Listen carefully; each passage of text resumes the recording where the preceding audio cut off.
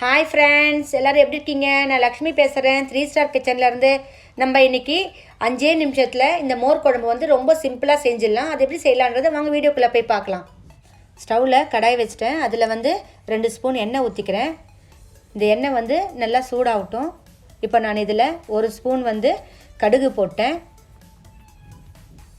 கடுகு பொரிஞ்சவுடனே ஒரு ஸ்பூன் சீரகம் போட்டிருக்கேன். இதில் நான் 2 காஞ்ச மிளகாவை கிள்ளி போட்டுக்கினேன்.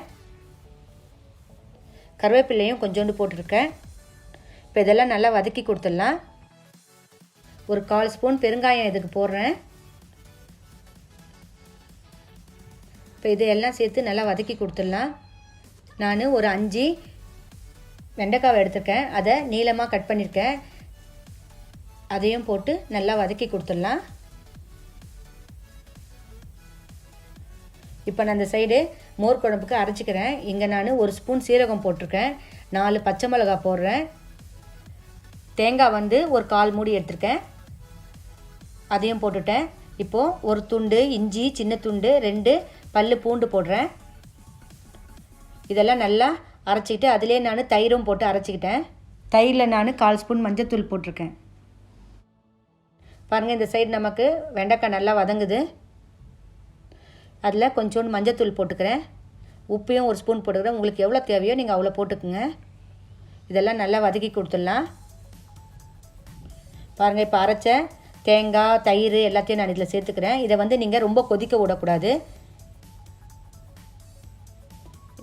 கொஞ்சம் அதில் தண்ணியும் ஆட் பண்ணி நான் போட்டுட்டேன். எல்லாத்தையும் நல்லா கலந்து கொடுத்துடலாம். பாருங்கள், எல்லாம் கலந்து கொடுத்தாச்சு நல்லா.